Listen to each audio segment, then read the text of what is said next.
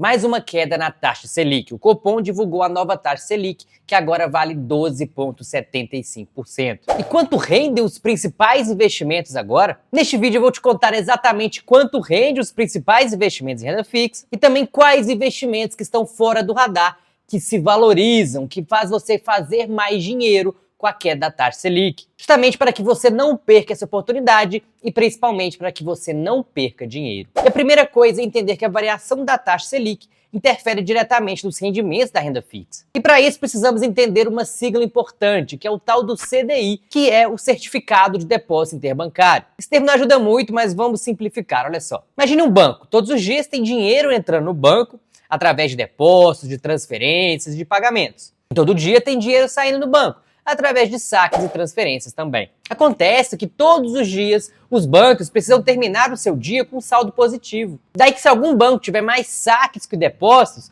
para não ficar negativo, ele pega dinheiro emprestado. Com quem? Com outro banco. Só que não tem dinheiro de graça, nem entre os bancos. Ou seja, os bancos cobram entre si uma taxa para esses empréstimos, que é o chamado CDI. Daí que essa taxa, o CDI, ele é utilizado como referência, como benchmark, como é um jargão de mercado, para outras operações bancárias e principalmente para os investimentos em renda fixa. Assim, quando se fala em renda fixa, o CDI é utilizado para medir a rentabilidade desse investimento. Seja um CDB, um LCI, um tesouro direto ou mesmo a sua conta de pagamento, como a Nubank ou o PicPay. E quanto que vale esse CDI? O CDI ele vale sempre 0,1% a menos do que a taxa Selic vigente. E esta, por sua vez, a taxa Selic é definida pelo Copom, pelo Comitê de Política Monetária, a cada 45 dias. O Copom pode manter a taxa como está, pode aumentar ou pode diminuir a taxa. Ou seja, com a mudança da taxa Selic agora para 12,75%, o CDI vale 12,65%.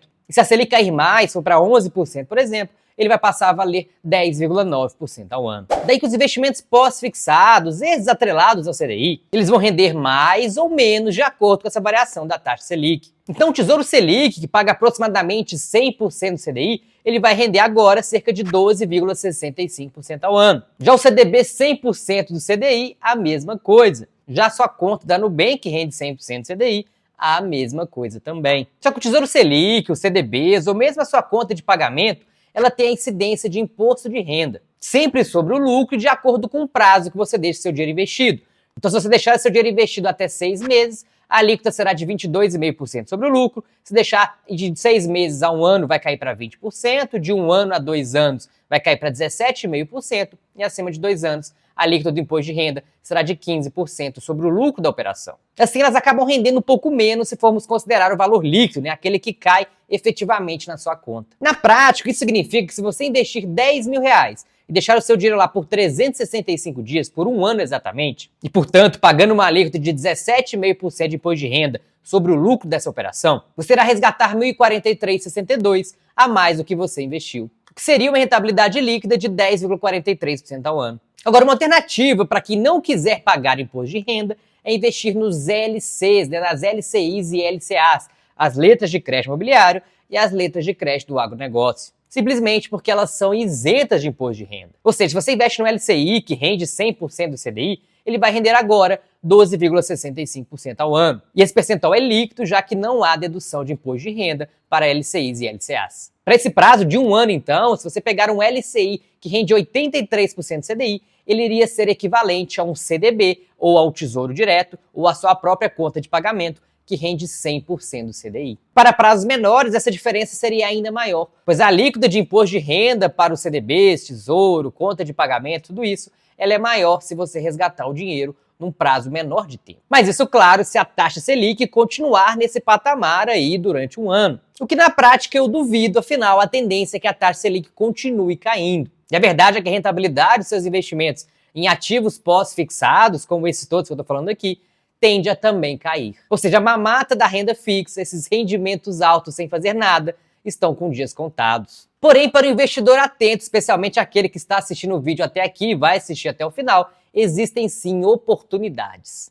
E antes de contar quais são essas oportunidades, se esse vídeo está fazendo sentido para você até agora, não deixe de se inscrever no canal para receber outros conteúdos como este, combinado? Porque os investidores estão sempre comparando os ativos entre si e tentando descobrir qual que é a melhor relação custo-benefício ou a melhor relação risco-retorno para os seus investimentos. E a renda fixa geralmente é utilizada como um ponto de comparação, justamente porque o investimento mais seguro é a renda fixa, o investimento principalmente no Tesouro Selic. Então, na hora de investir em qualquer coisa, seja ações ou fundos imobiliários, por exemplo, a baixa comparação é sempre o Tesouro Selic, já que ele é o investimento mais seguro do Brasil. E é fácil entender isso. Imagina que você tenha dois investimentos, o investimento A e o investimento B, e ambos pagam a mesma rentabilidade, vamos supor aqui, de 10% ao ano. Só que o investimento A ele é mais arriscado que o investimento B. Ou seja, naturalmente, você investiria apenas no investimento B. Por quê? Porque ele rende igual e é mais seguro. Então, na avaliação de todo e qualquer investimento, o investidor se pergunta: esse investimento está pagando mais do que a taxa Selic? Porque se não tiver, é melhor investir no Tesouro Selic, que está mais seguro e vale mais a pena. Agora, se a resposta for sim, ele tem que se fazer uma outra pergunta. A relação risco-retorno compensa? Ou seja, o retorno estimado é grande o suficiente para compensar esse risco maior? Então, o que acontece é que quando a taxa de juros sobe, a renda fixa como um todo ela ganha atratividade. E a renda variável, as ações, os fundos imobiliários, por exemplo, relativamente à renda fixa, acabam perdendo atratividade. Do contrário, com a queda da taxa de juros, a renda fixa perde atratividade, o que faz com que, relativamente, os investimentos mais arriscados, como as ações e os fundos imobiliários, sejam mais interessantes. Sendo mais interessantes, mais pessoas vão comprar, mais pessoas comprando, o preço acaba subindo. Ou seja, a queda da taxa de juros faz com que os investimentos em renda variável, em ações e fundos imobiliários, eles se valorizem com o tempo. Um detalhe importante é que, além de aumentar a atratividade desses ativos de risco, uma diminuição da taxa de juros também aquece a economia, fazendo com que pessoas e empresas aumentem o consumo e também os investimentos, respectivamente. Ou seja, o mercado imobiliário fica aquecido. Muitas empresas podem aumentar ou reiniciar algumas atividades que estavam paralisadas. Talvez a vacância dos imóveis vai diminuir, diminuindo os custos para os fundos imobiliários e aumentando a sua receita. Portanto, essa queda de juros tem até um duplo efeito positivo para os fundos imobiliários. Por um lado, a aversão a risco atrai os investidores e faz as cotas valorizarem, e por outro, os juros baixos incentivam a atividade econômica, criando uma conjuntura favorável para o setor imobiliário. Nice. E eu não tenho uma bola de cristal para prever o futuro. Só que nós podemos ficar atentos a esses indicadores macroeconômicos, como inflação baixa, a valorização do real frente ao dólar, e essa continuidade da queda da taxa de juros. E essa diminuição da taxa de juros acaba fazendo com que as ações e os fundos imobiliários se valorizem. Ou seja, com a inflação sob controle e com juros cada vez menores, na minha opinião, e vale a ressalva de que o mercado não está nem aí para minha opinião, eu ainda acredito que há espaço para mais valorização nos fundos imobiliários e nas ações. De modo que talvez seja uma oportunidade de mercado interessante. Agora, se você ainda está começando no mundo dos investimentos e não tem estômago para renda variável, eu contei neste vídeo aqui como a queda da taxa de juros pode fazer você ter ganhos de renda variável com a segurança do Tesouro Direto.